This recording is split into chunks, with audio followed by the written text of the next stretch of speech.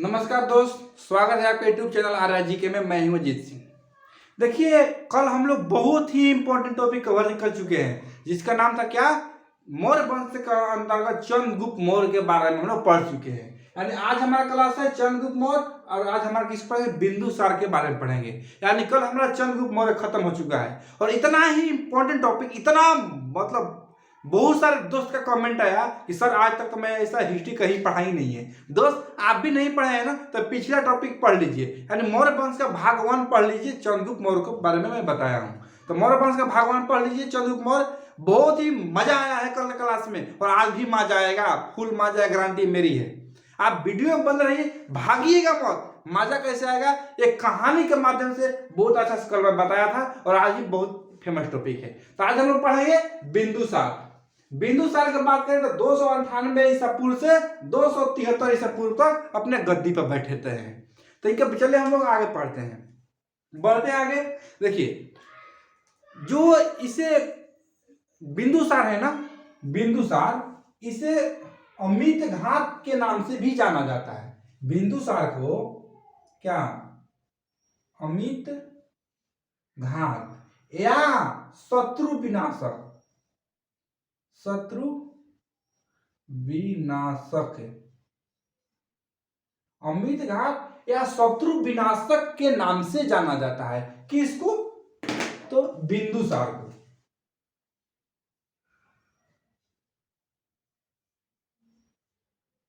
बिंदुसार को, यानी बिंदुसार को अमित घात या शत्रु विनाशक के रूप में जाना जाता है। क्लियर, बिंदुसार को अमित घात या शत्रु विनाशक के नाम से जाना जाता है, जाना जाता है। क्लियर है। यानी आपसे कोई क्वेश्चन पूछ ले कि अमित घात के नाम से किसे जाना जाता है, तो क्या बोलिएगा, बिंदुसार को। शत्रु विनाशक तो बिंदुसार को। क्लियर है। देखिए, एक ग्रंथ के नाम आता है जिसका नाम है जैन ग्रंथ। क्या, जैन ग्रंथ। जैन ग्रंथ, जैन ग्रंथ में बिंदुसार को सिंहसेन कहा गया है। क्या, सिंहसेन, सिंहसेन।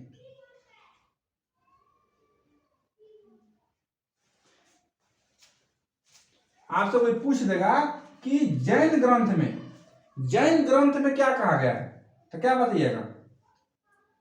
जैन ग्रंथ में बिंदुसार को सिंहसेन कहा गया है।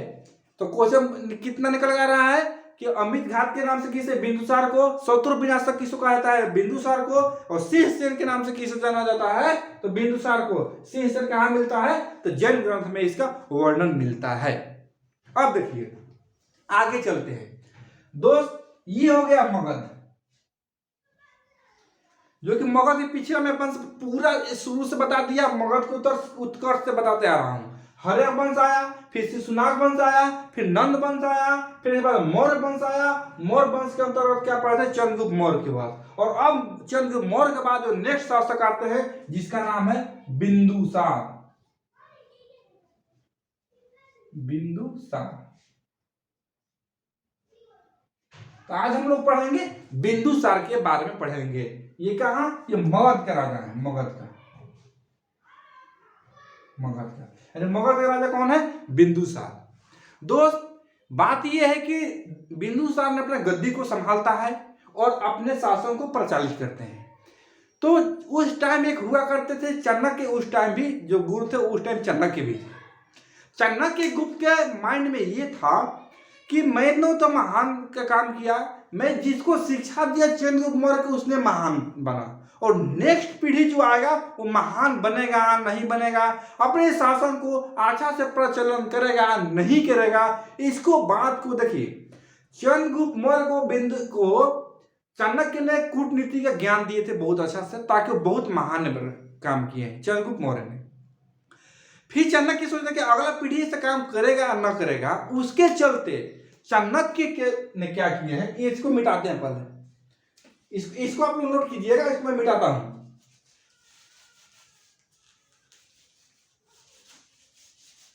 देखिए, चाणक्य का नाम है आगामी पीढ़ी हमारा महान होगा नहीं बनेगा, तो नहीं होगा। शासन को अच्छा से प्रचलन करेगा, नहीं करेगा।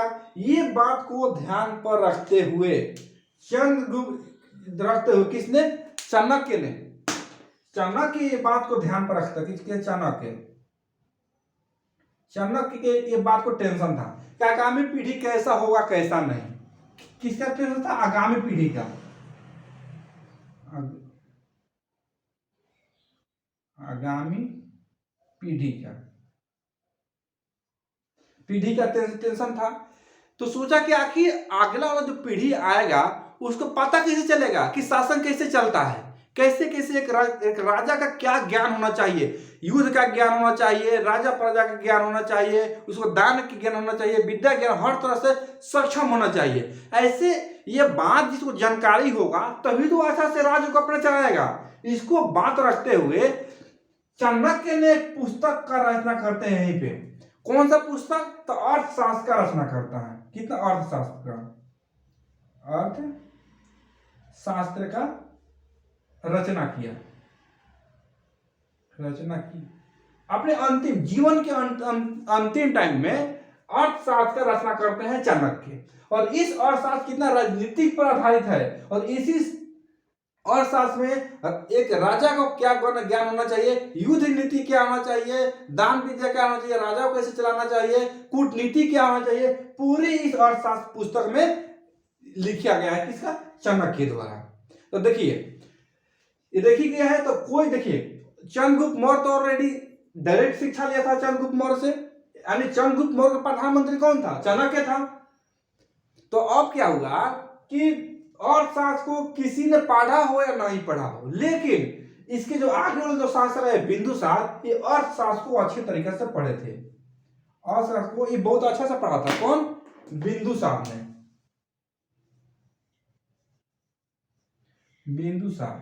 बिंदुसार ने अर्थशास्त्र को बहुत अच्छा से पढ़ा था और अर्थशास्त्र पढ़ करके एक ज्ञान अपना अर्जित कर लिया था, ताकि उसका एक राजा का जो ज्ञान होना चाहिए उसके अंदर मिल गया था। देखिए अर्थशास्त्र में बहुत सारी बातें की गई हैं और थोड़ा हमको भी अजीब सा लगता है कि अर्थशास्त्र में ऐसा कुछ बातें लिखी गई है ना कि मेरे को आज भी काम नहीं करता है। अर्थशास्त्र के अध्याय 3 में ये वर्णन किया गया है चाणक्य द्वारा कि जो महिला जो होती है वो तो सिर्फ बच्चा पैदा करने के लिए होती है। ये कहाँ वर्णन किया गया है, अर्थशास्त्र के अध्याय 3 में ये वर्णन है कि महिला केवल बच्चा पैदा करने के लिए मेरे को ये देखिए, भले उस टाइम लिखा हुआ था कि उनको देखिए चाणक्य क्या था, सिर्फ राजनीतिक से मतलब था। हम लोग क्या करते हैं कि हर तरह से मतलब, ये थोड़ी ना है कि मैं अपना इंटरनल बातें कर रहा हूँ, महिला को बच्चा पैदा करने के लिए थोड़ी ना है। देखिए आजकल देखिए हमारा प्रेजेंट की बात करें तो द्रौपदी मुर्मू महिला जो राष्ट्रपति हैं, जो भारत का सर्वोच्च पद है, तो उस टाइम देखिए हम लोग का लिखित जो बात हो तो पढ़ना ही है, तो अलग बात है, बट जो उनके माइंड में था लिख दिए हैं। तो अध्याय 3 में वर्णन किया गया है। इसी बात को ध्यान पर रखते हुए कुछ किया हो या न किया हो, कौन, बिंदुसार, उसने अपने जिंदगी में 16 विवाह किया है। कितना, 16 विवाह किया है। 16 विवाह किया है अपने जिंदगी में। कौन, बिंदुसार ने। ये बिंदुसार ने 16 विवाह किया गया है और लगभग ये बताया गया है कि टोटल उनका 104 पुत्र थे। 104 पुत्र थे। आप समझ जाइए ये कौन सा ये फैक्ट्री खोला था बिंदुसार ने। मतलब 16 विवाह किया, 104 पुत्र बताया गया है। पुत्री के बारे में वर्णन नहीं मिलता है। ये थोड़ा ना जरूरी है कि किसी का बच्चा पैदा होता है और पुत्र लड़का ही और लड़की भी हो सकती है। मतलब मान लेंगे 2-4 मान लेंगे, लेकिन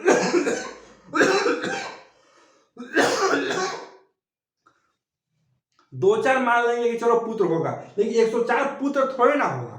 पुत्री भी हो सकती है। ये पुत्र इतना है, इसके अलावा पुत्री भी हो सकती है, इसका वर्णन नहीं किया गया। सोच लीजिए कितना ये मतलब लड़का ये फैक्ट्री खोल के रखा था, मेरे लगता है, मैंने ये मिलता है। 104 पुत्र थे इसका। क्लियर है यहाँ पे।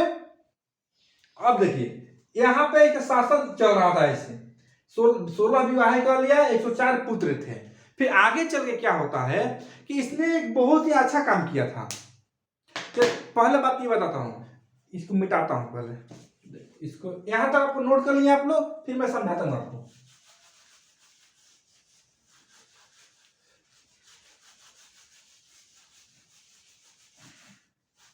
देखिए दोस्त, होता क्या है कि इसने एक सीरिया के शासक थे, इधर एक सीरिया का शासक थे जिसका नाम था का एंटियोकस। एंटियोकस सीरिया के शासक थे जिसका नाम था एंटियोकस। सीरिया के शासक, सीरिया के शासक थे, शासक जिसका नाम था का एंटियोकस। एंटियोकस सीरिया का शासक थे जिसका नाम था क्या, एंटियोकस नाम था जिसका। उसने क्या किया कि आपने एक राजदूत को भेजा था, किसके, सीरिया, इधर सीरिया के शासक थे जिसका नाम एंटियोकस, जो कि अपने एक राजदूत को भेजा था, अपने एक राजदूत को भेजा, राजदूत जिसका राजदूत को भेजा था, किसके, बिंदुसार के दरबार में भेजा था। राजदूत का नाम था डायमेक्स।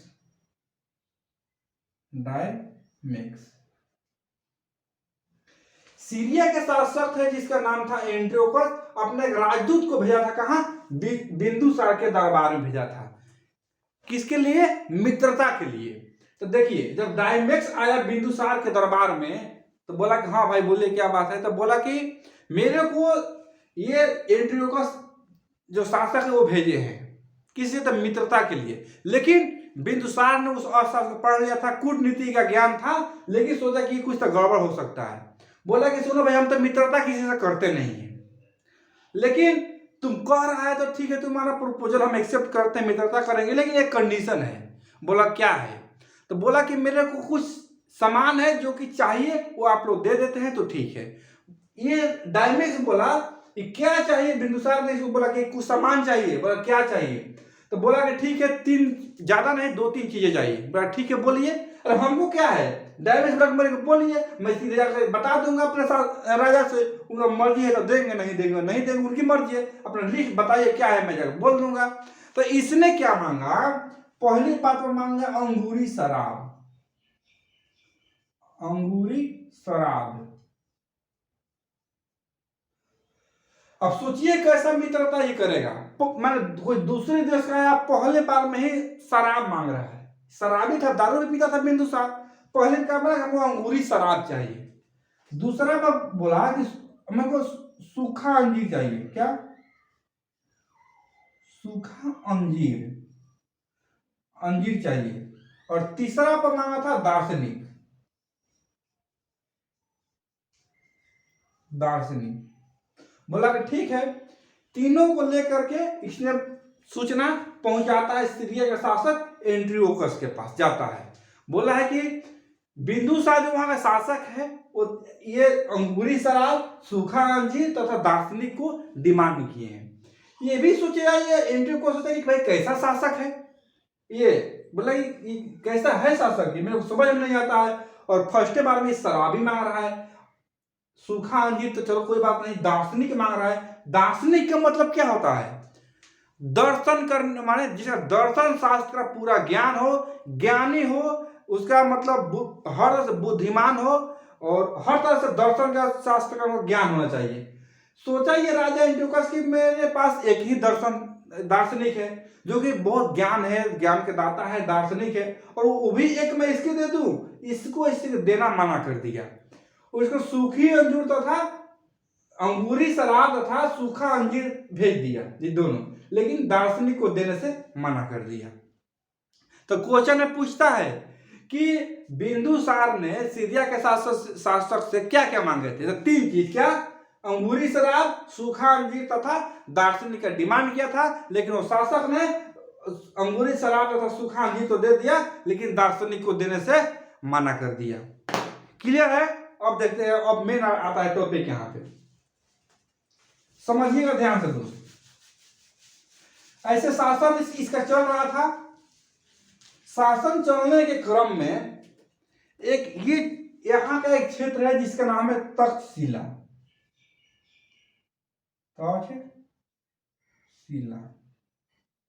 तक्षशिला, यहाँ कुछ विद्रोह हो रहा था।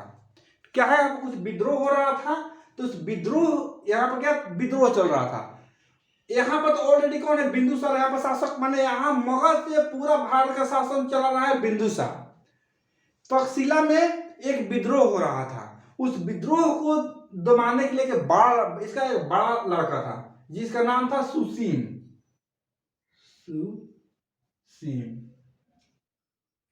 यहाँ तक्षशिला में एक विद्रोह हो रहा था।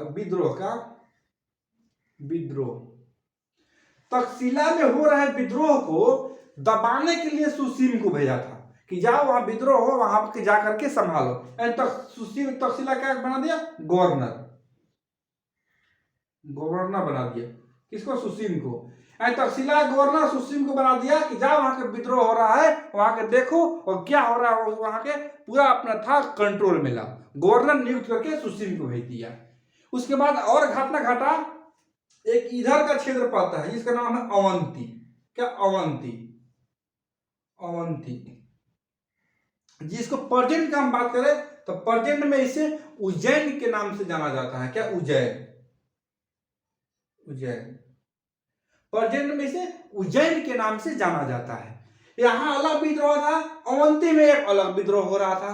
तो यहाँ अवंती में जो विद्रोह हो रहा था, इसको यहाँ से दबाने के लिए यहाँ का गवर्नर नियुक्त करता है अशोक को। यानी अवंती का गवर्नर कौन है, गवर्नर यहाँ अशोक को भेजता है। अशोक को भेजता है।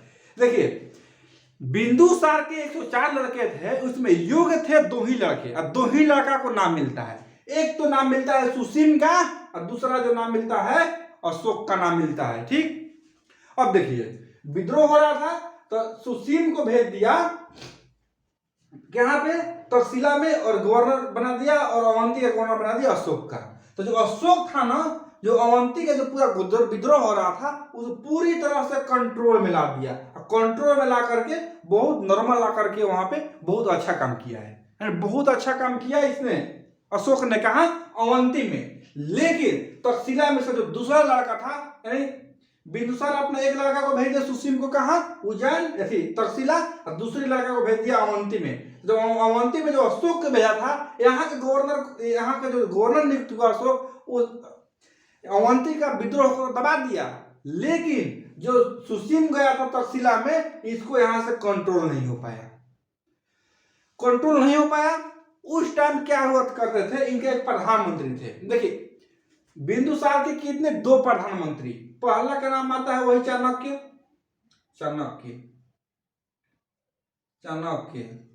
और दूसरी जो प्रधानमंत्री आता है वह है दूसरी जो प्रधान है उसका नाम है राधा गुप्त।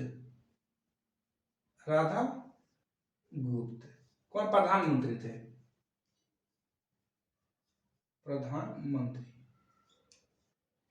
यानी चाणक्य के मृत्यु होने के बाद दूसरी जो प्रधानमंत्री का बनते हैं वो बनते हैं राधा गुप्त। ध्यान समझिएगा, बिंदुसार कितने प्रधानमंत्री, 2।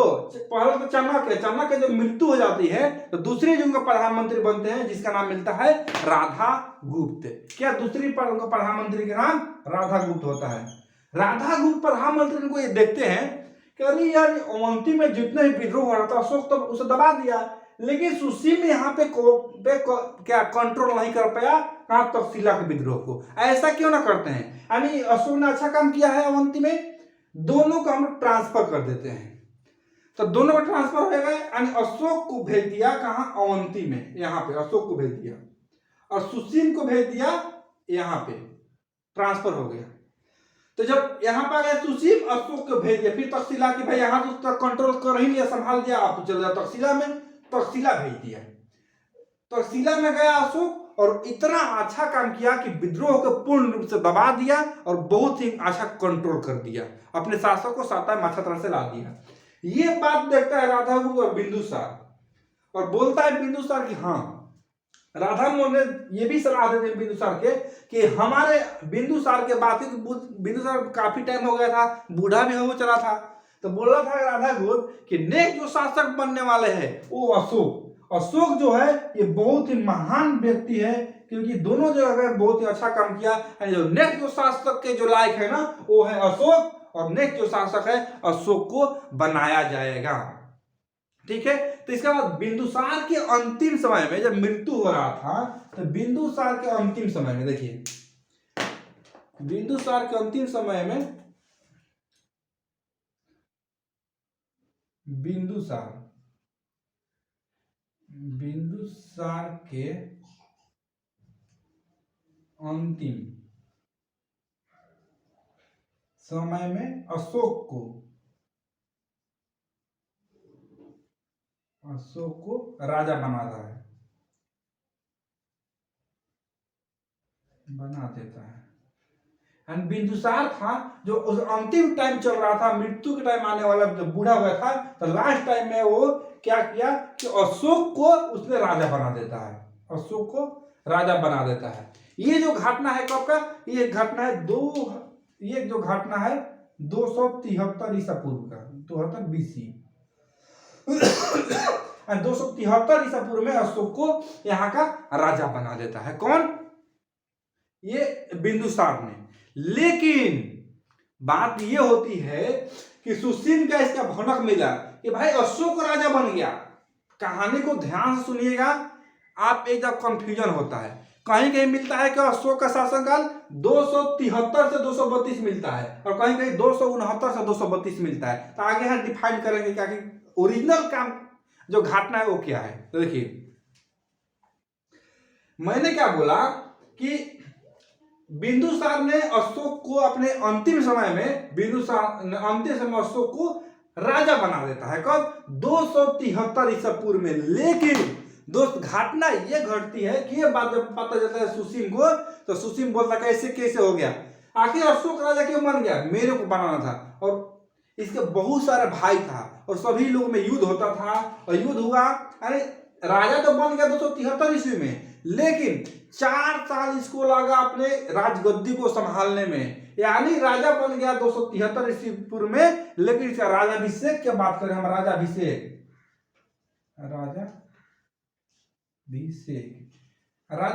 इसका हुआ 269 ईसा पूर्व में, 269 ईसा पूर्व में। तो क्लियर हो गया। यानी अशोक राजा तो गद्दी पर बैठा दिया गया, अशोक को गद्दी पर बैठा दिया गया 273 ईसा पूर्व में, लेकिन अशोक का राजाभिषेक होता है 269 ईसा पूर्व में। यही 4 साल का दोनों का अंतर होता है। तो कंफ्यूजन को देखिए, अशोक का शासनकाल यदि पूछे तो बहुत सारे बुक में आपको स्टार्ट होगा 273 से, अब बहुत सारे मिलेगा 269 से। तो दोनों मीटर में क्या है, दोनों का समझ में आया कि दोनों कैसे 4 साल का अंतर होता है। 273 ईसा पूर्व में राजा बना दिया जाता है, लेकिन 269 ईसा पूर्व में राजाभिषेक होता है इसका। क्योंकि देखिए, एक ग्रंथ है जिसका नाम है मुद्रा राक्षस, एक ग्रंथ है जिसका नाम है मुद्रा राक्षस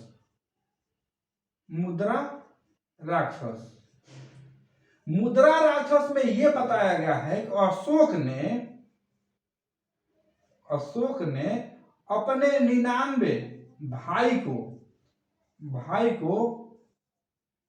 मारकर गद्दी पर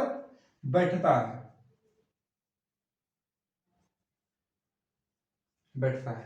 यानी क्या, मुद्रा राक्षस एक पुस्तक है जो किसी विशाख दत्त द्वारा लिखी गई है। मुद्रा राक्षस पुस्तक विशाख दत्त द्वारा लिखी गई है। उसमें यह मिलता है कि अशोक ने अपने 99 भाइयों को मार करके गद्दी पर बैठता है।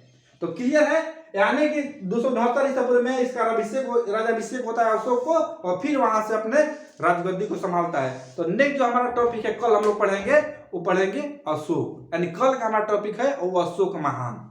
तो दोस्त, यानी यहां तक समझ में आया, आपको क्लियर समझ में आया होगा। देखिए अच्छा समझिएगा, मैं क्या बोला कि बिंदुसार के अंतिम समय में अशोक को राजा बना देता है। बिंदुसार अपने अंतिम समय में अशोक को राजा बनाता है। कब? 273 ईसा पूर्व में राजा बनाता है। लेकिन अशोक को राजाभिषेक होता है 269 ईसा पूर्व में। क्यों? कि जो 4 साल का टाइम है अब जब भाई के साथ संघर्ष करते हुए बीता है, भाई के साथ लड़ाई बहुत हुआ और लड़ाई के संघर्ष में इसका 4 साल टाइम लग गया, इसलिए 269 ईसा पूर्व में इसका राजाभिषेक हुआ। तो क्लियर हो गया? यहाँ तक मैटर क्लियर है।